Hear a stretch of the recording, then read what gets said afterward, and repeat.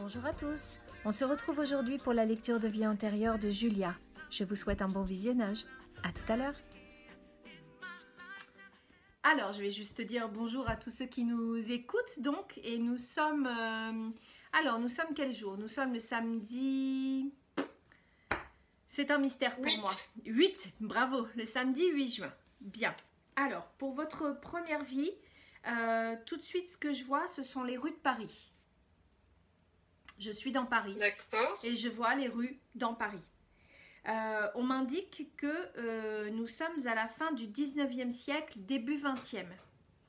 Et pour me... Alors, j'ignore, hein, il faudra faire vos recherches, mais on me dit que c'est à l'époque de la construction de la Tour Eiffel. D'accord. D'accord. Vous êtes une femme, je vous vois. Oui. Et vous vous appelez Lola. Vous m'entendez? Je pense qu'on va avoir du mal. Vous m'entendez? Oui. Moi, je vous vois plus et je vous entends plus. Non, je vous ai pas entendu. On va pas y arriver, c'est pas possible. Alors, est-ce que vous m'entendez? Alors, je vais arrêter la caméra. Donc, après quelques péripéties, nous revoilà ensemble. Donc, je vais vous faire un petit résumé de ce que j'avais eu auparavant. Oui. Hein. Donc, nous sommes à Paris. Fin 19e, début du 20e. Oui. Et nous sommes à la construction de la Tour Eiffel. C'est l'époque, en fait. D'accord. Voilà, hein, un petit peu plus, pendant ou un petit peu moins, je ne sais pas. Mais voilà, on m'a donné cette indication-là. Donc, c'est là où ça a coupé. On me disait que... Enfin, je vous disais que vous vous appelez Lola. Et ça coupe à nouveau. D'accord. Non? D'accord, là vous avez entendu, hein? Ah, ça va. Oui, Lola. Oui. C'est ça? Lola. Alors attention, je vais vous donner le nom de famille maintenant. Alors ça risque de bugger encore. Ah, voilà, oui. Vous vous appelez Grimbourg. Ben voilà, je l'ai pas. Ah, Grimbourg. Oui, Grimbourg. Voilà, c'est ça. Lola Grimbourg. Ok. D'accord? D'accord. Alors, je vous vois, vous êtes brune. Très brune, hein. Vous avez les yeux bleus. Vous êtes plutôt de taille assez grande. Je vois pas toute petite, hein, voilà. Et alors, vous avez, ce qui est très joli, vous portez un chemisier et vous avez de la dentelle vraiment jusqu'en haut du cou, comme ça, vous voyez, qui entoure votre cou. Et vous avez, c'était très joli, comme un col, on pourrait dire aujourd'hui un col montant, vous voyez, un col roulé, par exemple, mais là, forcément, c'est de la dentelle blanche. D'accord, ouais. Et vous avez une coiffure, alors vous avez les cheveux remontés en chignon, mais je vous vois avec des boucles qui retombent sur le front et sur le... D'accord. Voilà. Bon, alors je vous vois toutes... il y a des similitudes avec aujourd'hui. Oui. Voilà. Oui. Bon. Ouais. Voilà. Je vous vois aussi porter une ombrelle. Vous avez une belle ombrelle blanche. D'accord. Voilà. Alors ça, c'est pour la description de cette femme. Je vous vois monter dans une calèche. Ok. Et je vous vois vous êtes accompagné de vos parents. D'accord. Alors, c'est rigolo parce que j'ai été plongée vraiment dans le Paris de cette époque-là. Il y a quelques voitures, mais il n'y a pas de rue. Enfin, il n'y a pas de route comme on l'entend nous maintenant. Donc, les voitures circulent un peu comme elles veulent. Et vous êtes en calèche avec les chevaux, quoi, hein, tout simplement. Ouais. Donc, il y a une certaine... voilà, c'est très curieux. Alors, c'est rigolo aussi parce que je sais qu'on est... Donc, cette rue que j'ai vue où ça déambule de partout, on me dit que c'est les Champs-Élysées. Et je vois que votre demeure, en fait, votre maison, elle est... Alors, on m'a montré les Champs-Élysées d'aujourd'hui. Je pense qu'elle est du côté de l'Élysée d'aujourd'hui. Ok. C'est derrière les Champs-Élysées, en fait. Alors, je sais pas, vous connaissez peut-être pas Paris? Pas plus que Pas ça. plus que ça. Bon, ça vous donne pas grande Ouais. indication, mais voilà, c'est, vous voyez les Champs-Élysées, bien évidemment, je suppose, hein. Oui, voilà. Oui. Et du coup, c'est derrière, il y a des pâtés de maison, des grands pâtés de maison. Il y a l'Élysée qui est là, et on me dit que c'est pas très Oui. loin de l'Élysée. Voilà, c'est dans ce quartier-là, en fait. D'accord. Euh, et donc, vous montez donc dans cette calèche parce que vous allez au restaurant. Mhm. Voilà, ce qui était pas forcément très très courant à l'époque, hein. D'accord. On m'explique que votre père est politicien. D'accord. Bon, vous m'expliquerez après. Non, parce que j'aime pas du tout la politique. D'accord. Ok. C'est les restes de cette vie-là. C'est ça. Alors, je comprends pas bien s'il est ministre ou sénateur enfin, voilà, Ouais. il a quand même un poste très important, hein. Un poste Ok. de décision en fait, très important. Mm. Et en fait, vous devez vous rendre à un déjeuner qui est très très important pour lui. D'accord. Alors je vois qu'il fait beau, hein, c'est plutôt le printemps parce que vous croulez pas sous la chaleur, il fait pas chaud, mais il fait très Mm. beau, il y a un beau temps, voilà. Ouais. Euh, et donc je vous vois déjeuner donc à ce restaurant, vous vous y rendez, vous commencez à déjeuner. Et on m'indique que le restaurant se trouve, c'est rigolo, ça va pas vous parler, mais je pense que peut-être que ça arrivera à faire écho chez vous. On me dit que le restaurant se situe rive droite. D'accord. Bon, à Paris, vous savez, il y a tout ce qui est rive gauche et tout ce qui est rive droite. D'accord? Et Ouais. là, on m'indique que c'est rive droite, le restaurant. D'accord? Bon. D'accord. Et on me dit aussi que vous aimez particulièrement les beaux endroits. Vous êtes friande de belles choses, de beaux endroits, etc. Vous aimez le beau à cette époque. D'accord. Alors je vous vois arriver dans ce lieu. C'est une grande brasserie, on pourrait dire une grande brasserie aujourd'hui, vous voyez, où c'est assez bruyant quand même. Il y a quand même plein de monde.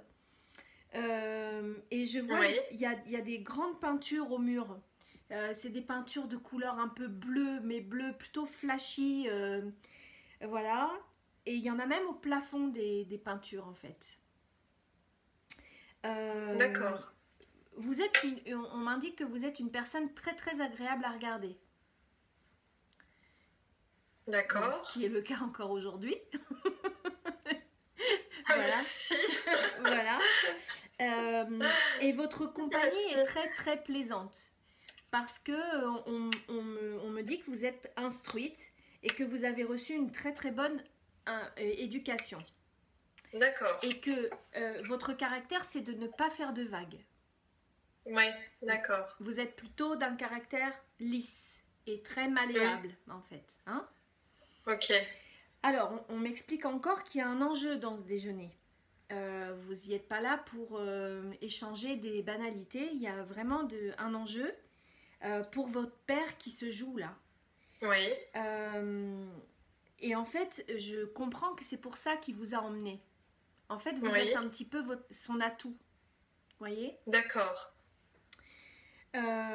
Alors, vous êtes en compagnie de votre maman aussi, hein. Et lui, il veut faire bonne impression. En fait, il veut que... Oui. Je sais pas, quel est l'enjeu, je ne sais pas. Mais je sais que c'est peut-être un contrat ou une place à pourvoir. Enfin, quelque chose comme ça, vous voyez. Et en fait, il D'accord. a envie vraiment d'impressionner son interlocuteur. Mm. Ok. Alors, lors de ce déjeuner, vous êtes à table et vous rencontrez un jeune homme. Oui. Et alors, on m'indique que c'est le fils d'un des supérieurs de votre père. D'accord. Et en fait, vous le savez pas, mais ils ont arrangé déjà un mariage entre, Ah. entre Ok. ce jeune homme et vous. Ouais. Ok. Et vous n'êtes pas au courant, hein. Ouais.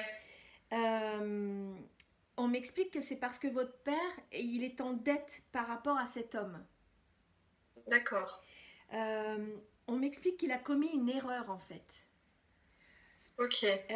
Une erreur et en fait il essaye de se rattraper comme ça. L'homme, je pense, a couvert l'erreur, mais en contrepartie... le mariage. Exactement. D'accord. Et alors, vous ne voulez pas vous marier, hein? Ouais. Quand il vous l'annonce, c'est... Vous comprenez pas, quoi. Voilà. Alors, il vous plaît pas, parce que, tout simplement, parce que vous l'avez pas choisi. Ouais. C'est pas qu'il est désagréable, vous le connaissez pas, en fait, donc vous vous dites, mais non. Et vous comprenez pas. Et votre père insiste grandement. Et il vous oblige à cette union. Et alors là, j'ai mis un petit astérix parce qu'on m'a expliqué que... et là, j'ai trouvé ça... Enfin, je me suis dit, s'il me le donne, c'est qu'il faut vraiment que je le note. Vous ressentez qu'on vous cache quelque chose. D'accord. Il y a comme une histoire de non-dit.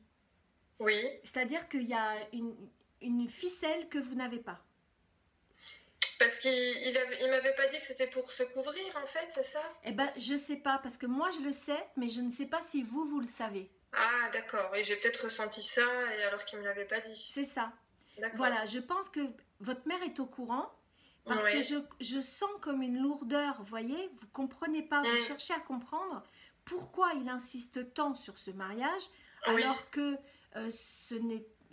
son habitude n'était pas à vous imposer des choses, bien au contraire.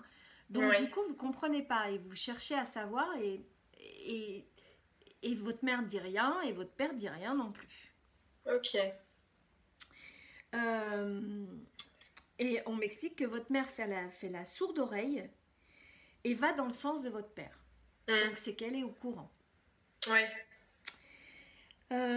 Alors, vous ressentez à partir de ce moment-là une grande injustice et une énorme incompréhension, et vous vous sentez vraiment très seul face à ce problème qu'on vous met, en fait. Vous n'avez rien demandé. Alors, le temps passe et vous êtes obligé de vous marier avec cet homme. D'accord. Donc, le mariage a lieu. Et forcément, vous n'êtes pas heureuse, hein, puisque vous ne l'avez pas décidé, et que de votre apparence assez lisse, vous avez quand même un fort caractère, c'est-à-dire que vous n'abdiguez pas, voilà. Et en fait, vous avez l'impression de sacrifier complètement votre vie, quoi. Complètement. Oui. Ok. Alors, on m'indique que vous serez très attentive. Alors, attendez, non, j'ai sauté un truc. Voilà. Vous allez avoir des enfants. Alors, c'est rigolo, on me donne leur prénom. Alors, vous allez avoir un garçon qui s'appelle Paul. D'accord. Et une fille qui s'appellera Claudine. D'accord. Et alors, vous serez attentive, vous serez très attentive. C'est votre raison de vivre. Hein. Vous êtes retourné sur vos enfants, en fait. Heureusement qu'ils sont là, parce que sinon, je pense que ça aurait été quand même ultra compliqué pour vous de continuer. Et là, vous avez trouvé une raison de vivre dans vos enfants, en fait. Hein. D'accord, Et vous allez être très attentive à ce qu'ils aient le choix de leur conjoint. Une fois grand. Hein? Là, vous allez faire très attention. Vous avez même des petits-enfants, donc je vous vois avec vos petits-enfants, donc vous êtes plutôt vieille. Hein?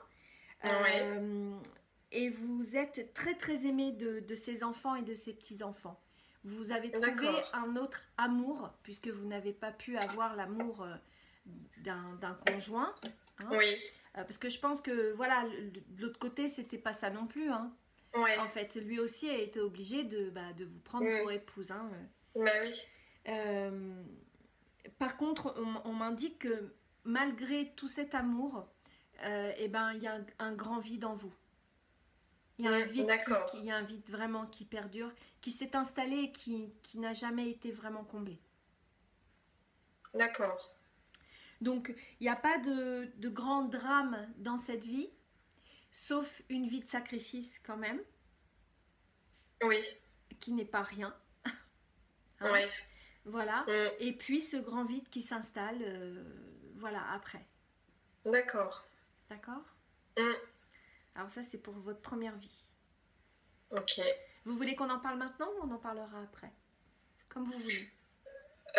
Par rapport à quoi? À ce que ça me fait penser? Exactement, ce que ça vous évoque. Est-ce que ça fait écho en vous ou pas du tout? Si, je vais le dire maintenant parce qu'après je vais oublier. D'accord. C'est rigolo. Dans la vie, par rapport à la vie de maintenant, ce qui fait sens, c'est un sentiment de grand vide. Par contre, alors que là, je suis avec quelqu'un, j'ai mes enfants, enfin, tout va bien, hein, c'est moi qui l'ai choisi, voilà. D'accord. Mais il n'empêche pas que j'ai un sentiment de grand vide en moi. Et que quand ça va vraiment pas, que justement, voilà, c'est mes enfants qui me tiennent. C'est grâce à mes enfants que je suis là, quoi. D'accord, oui. Ouais. Que vous continuez votre vie, etc. et à lutter, etc. Ouais. C'est ça. D'accord. Donc ça me parle vraiment, ces deux choses-là. Mais c'est pour ça que j'ai insisté dans ce grand vide, parce que j'ai senti en fait que ce grand vide, vous l'avez ramené. Hein. Ah ouais, hélas, oui. C'est ça, ouais. Mais bon, quand ça revient à la surface, déjà, c'est pas trop mal, parce que vous allez pouvoir identifier sa source et vous allez peut-être pouvoir, peut-être pas vous en débarrasser, mais cohabiter peut-être mieux avec. Ouais. Hein? Peut-être vous en débarrasser, pourquoi pas. Hein? Parfois, il suffit de... Peut-être, oui, ça serait bien. Vous voyez? Ben oui. Quand on comprend pourquoi. Mais bon, après, peut-être que ce grand vide n'est pas lié non plus qu'à cette vie-là. Peut-être que vous avez eu d'autres vies qui font que, ben, du coup, vous avez un grand vide en vous. Voilà. D'accord. Bon, on va continuer. On va voir quelle est votre deuxième vie. Voir la suite. Oui. Exactement. Alors, je pense que on m'a donné que 2 vies pour vous. Oui, on m'a donné que 2 vies. D'accord. Alors... là, on change vraiment d'environnement et de personne. Je vois le soleil. On me dit que c'est la Grèce. D'accord. Je vois des grandes colonnes blanches comme ça, voilà. Et je vois un tout petit village de pêcheurs, enclavé enclavé, vraiment dans des falaises où... voilà, c'est très abrupt en fait, et je vois le petit village de pêcheurs tout en bas. Oui. Vous êtes une femme à nouveau. D'accord. Et on me donne l'époque. Alors là, vous affolez pas, hein, c'est très vieux. On me donne le 2e siècle après Jésus-Christ. Ah oui, en effet. On me donne votre prénom. On me dit que vous vous appelez... Alors, on me donne pas l'orthographe, je l'entends et je l'écris. Hein. Oui. Donc, je vous le donne comme je l'ai écrit. Isme. Oui. Alors, j'ai pas entendu tout. Comme d'habitude, comme l'autre tout à l'heure. C'est ça, j'ai entendu c'est tout. Isme. D'accord. Alors, moi, je l'ai écrit I-Z-M-E-E. D'accord. De toute façon...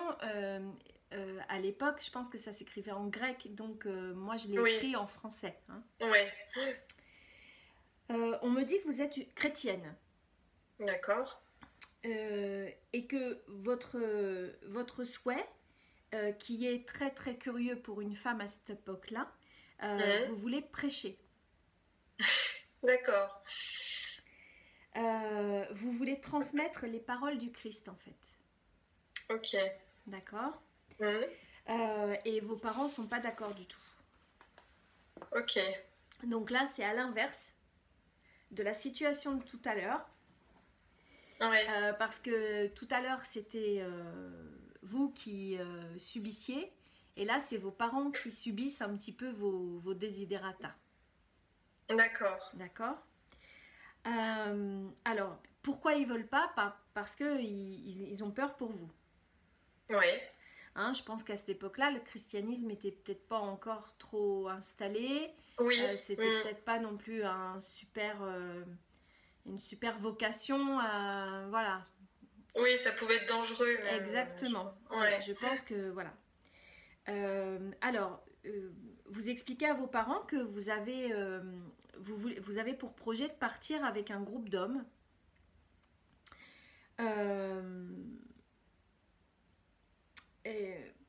pour partir à l'aventure et pour aller prêcher la bonne parole. Mhm. Et on m'indique que vous aimez, vous êtes même en adoration envers les femmes qui ont accompagné le Christ, c'est-à-dire Marie et Marie-Madeleine. D'accord. Donc vous voulez un petit peu conserver cette tradition à ce qu'il y ait une femme aussi au sein des personnes qui prêchent la parole du Christ, hein, qui transmettent, j'ai peur de dire des bêtises, mais qui transmettent la parole du Christ tout du moins. Hein. D'accord. Vous avez envie donc de suivre leur exemple. Donc vous partez. Hein. Oui. Voilà. Droit devant, c'est parti. Alors, malgré ça, les adieux avec votre famille sont déchirants, hein, parce que voilà, je vois beaucoup de pleurs, etc. On s'embrasse, on y revient, on n'arrive pas trop à partir. Oui. Donc vous avez vraiment de réelles attaches, mais la foi est beaucoup plus grande que ça. Oui. Et vous laissez une grande famille derrière vous. Vous avez en fait, on m'explique que vous avez beaucoup de petits frères et de petites sœurs derrière vous. Vous en avez aussi des aînés. Devant. Voilà, devant. Mais vous avez surtout beaucoup de petits derrière vous. Et qu'on m'explique que vous étiez un pilier, en fait, pour cette famille. Que vous aidiez beaucoup. Hein, que vous vous occupiez des petits, des petites. Et que, du coup, sans vous, ça va être quand même compliqué pour vos parents d'abord et puis pour les petits aussi parce que leur repère s'en va en fait. Hein. Oui, d'accord. Donc on m'indique que vous sacrifiez tout pour votre foi en fait. Hein. Vous balayez, tant pis, c'est pas grave. Oui. Voilà. Et vous partez en sachant que vous ne les reverrez certainement jamais. D'accord. Donc déjà, c'est bien inscrit dans votre tête quand vous partez. Hein. Oui, ok. Malgré tout, vous êtes heureuse du sacrifice que vous faites. Hein. Alors, je vous vois, hein, c'est pas rigolo. Hein, vous êtes mis dans une galère. Oui. Le voyage est très très dur. Vous souffrez de la faim, de la fatigue. Vous dormez le plus souvent dehors. Enfin, pour une femme, c'est vraiment très compliqué. Voilà, je ne vais pas rentrer dans les détails, mais c'est une vie de femme, c'est pas une vie d'homme encore. Donc, voilà, c'est vraiment très compliqué. On m'indique aussi que pour vous, le lendemain est toujours incertain, c'est-à-dire que vous ne savez pas de quoi va être fait demain. Et vous rencontrez des problèmes. Alors, vous allez rencontrer des problèmes avec un homme du groupe qui, lui, n'est pas du tout OK avec vous. En fait, il ne souhaite pas avoir de femme dans ce groupe. Oui. Donc, souvent, il y a des heurts avec lui parce que vous prenez position ou vous prenez des initiatives. Et lui, il veut bien que vous suiviez, mais c'est tout. Voilà. Oui. Vous voyez, il y a un peu de ça. Et vous êtes plutôt du genre à prendre position ou alors voilà, prendre des initiatives et ça lui plaît absolument pas. Oui. Il trouve que c'est à l'homme de porter, on me dit, la sainte parole. Donc vous n'êtes pas, pour lui, vous n'êtes pas digne. Oui, voilà. C'est pas une femme de le faire. Exactement.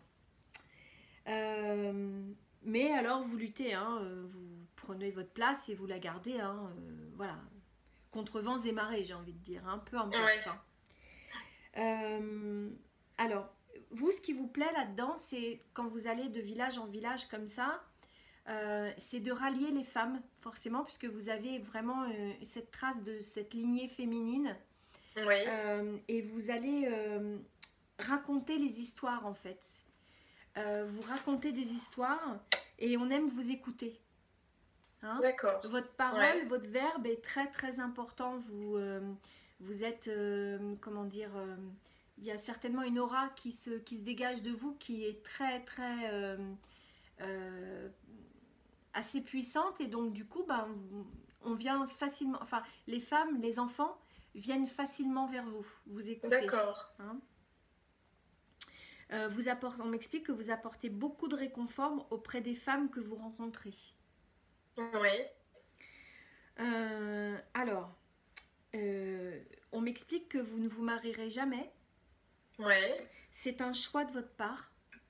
Parce que vous avez fait le choix de chasteté. D'accord. Donc, forcément pas d'enfants dans cette vie-là. Parce que vous considérez que tous les enfants de ces femmes que vous rencontrez et des jeunes filles, c'est les vôtres. D'accord. Hein, vous faites également vœu de pauvreté. Eh ben. Vous vous êtes bien chargé la mule sur ce coup-là. Ah oui, oui. Donc vous faites vœu de pauvreté, donc je vous vois vivre d'aumône, hein, vous vivez dehors, voilà. Vous restez quand même assez longtemps avec ce groupe d'hommes, malgré tout, parce que justement, toutes les femmes que vous rencontrez, ça vous remplit finalement. Hein. C'est quand même assez enrichissant comme expérience malgré tout. Ouais. Et à un moment donné, on vous fait la proposition de rentrer dans une sorte d'institution, comme un couvent. Mais moi, j'ai marqué couvent, mais je sais que c'est pas un couvent, vous voyez, c'est un genre d'institution de l'époque, certainement. Mais alors là, pour le coup, vous seriez encadré, en fait. Hein, et peut-être plus prise en charge que d'être voué à vous-même tout le temps. Oui. Mais vous voulez pas. Vous voulez continuer votre chemin sur les routes, en fait. Voilà. Alors, on m'explique qu'ils sont pas tendres quand ils donnent des choses et c'est vraiment... Alors, je vous mets ce qu'ils m'ont dit. Hein. Tu finis seul. Ah hein oui. Alors, moi, il faut que j'enrobe ça. Alors, on m'explique que les hommes qui vous ont accompagné meurent tour à tour, hein, parce que des années passent, et puis à cette époque-là, je pense qu'on ne vivait pas extrêmement vieux, hein, surtout dans les conditions dans lesquelles vous viviez. Je vois certains qui se font attaquer la nuit, je perçois des attaques comme ça, furtives, en fait, où il y en a qui décèdent parce que vous n'avez rien à donner, mais on vous vole quand même, enfin voilà. Voyez, bon. Et donc les hommes meurent tour à tour et vous restez donc toute seule, en fait, c'était ça, hein, vous restez toute seule. Alors vous êtes jusque boutiste, hein, vous allez au bout du bout du bout du bout. Et vous ne renoncerez jamais à votre foi, malgré toutes les épreuves que vous endurez pendant toute cette vie de solitude finalement. Vous allez au bout du bout du bout du bout du bout. Et certaines. Je ne vous vois pas mourir forcément, mais je sais que vous finissez un peu seul en fait. Hein, vous mourrez seul, mais sans regret. Vraiment, vous avez été au bout de vous-même dans cette foi. D'accord. Parce que tout ça pour finir toute seule. Ben oui. Mais c'est une vie vraiment où les vœux sont très très forts. Mais sans regret. Non, sans regret. Vraiment, vous êtes en paix avec vous-même, j'ai envie de dire. Au moment du trépas, c'est pas... vous n'avez pas de regret du tout d'avoir choisi ce chemin. Pas du tout. Vous êtes plutôt contente de vous. Hein, voilà. D'avoir été au bout de vos aspirations et de vos envies, tout simplement. Hein. Et vous trouvez que votre vie a été très riche, hein, parce que vous avez rencontré plein de monde, vous avez aidé plein de monde, et surtout des femmes. Ce qui est très important dans cette histoire-là, c'est ça. C'est ce rapport à la femme, hein, qui est très important, à la mère, à la fille, à la sœur. D'accord. Voilà. Donc, par contre, effectivement, c'est pas non plus... super confortable comme vie, hein, j'ai envie de vous dire. Ouais. Parce qu'il y a quand même des vœux qui sont forts. Le vœu de pauvreté, le vœu de chasteté, c'est quand même des vœux assez forts. Hein. Et voilà. Alors, qu'est-ce que vous inspire cette vie, cette deuxième vie? Je sais pas trop. Le fait d'être proche des femmes, dans ma vie maintenant, j'ai un peu du mal avec les hommes. D'accord. Non, je sais pas comment dire du mal. Je suis pas à l'aise en fait avec les hommes, oui, c'est plus ça, je dirais. Oui. Je suis pas à l'aise avec les hommes et je suis contente d'être une femme. D'accord. Voilà. Et je voulais des filles aussi. J'ai eu mes filles. D'accord. Enfin, voilà. Oui, donc voilà, la lignée. Ça, et ce qui fait écho, c'est drôle, c'est pas moi. Voilà.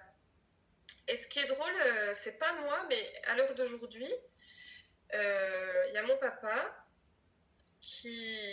donc lui, il pense qu'il prêche aussi la bonne parole en étant témoin de Jéhovah. D'accord. D'accord. Ouais, je vois bien. Le lien est. Donc ça m'a parlé dans ce sens-là. Bien sûr. Voilà, c'est vos paroles. Ouais, c'est vos paroles m'ont parlé dans le sens prêcher la bonne parole, les choses comme ça. Ça m'a fait écho à ce que je l'ai déjà entendu dire en fait. Bien sûr. Ouais. Ben oui, parce que le témoin de Jéhovah, par essence, c'est ça en fait, hein, c'est transmettre la parole du Christ. C'est ce qu'il faut. C'est ça. Et ils cherchent à aller voir les gens pour prêcher, là, comme vous disiez. C'est ça. Communiquer en fait. Alors que moi, par contre, à l'heure actuelle, je suis. Voilà. Alors que moi, à l'heure actuelle, je suis pas accrochée. Je suis pas accrochée à une religion. Non, par contre. voilà. Je me retrouve pas après dedans. Bien sûr. Mais bon, alors voilà. Alors vous savez, comment vous dire, quand on revient, c'est pas la première fois que je le dis, hein, mais je le redis parce que c'est vraiment, par expérience, ça s'avère vraiment vrai. C'est que on revient avec une équipe, j'ai envie de dire, hein. C'est-à-dire qu'on décide de là-haut expérimenter avec tout plein de gens en fait, donc qui forment une équipe, on forme une équipe et au fil des incarnations on se retrouve à des rôles différents pour travailler toujours les problèmes en fait, hein, qui n'ont pas été résolus, qui restent comme ça en suspens et qui n'ont pas été au bout. Et peut-être que votre papa était à savoir peut-être l'un de ces hommes de votre groupe là, et qui s'est réincarné en votre papa dans cette vie-ci. Voilà, donc ça se peut, oui, c'est très probable. Parce que vraiment ça fait écho tout de suite. Hein. Bon, je vais couper la vidéo et puis on va continuer à échanger en off. Oui. D'accord ? On se retrouve très vite pour de nouvelles vidéos. En attendant, prenez soin de vous. À bientôt. Ciao, bye bye.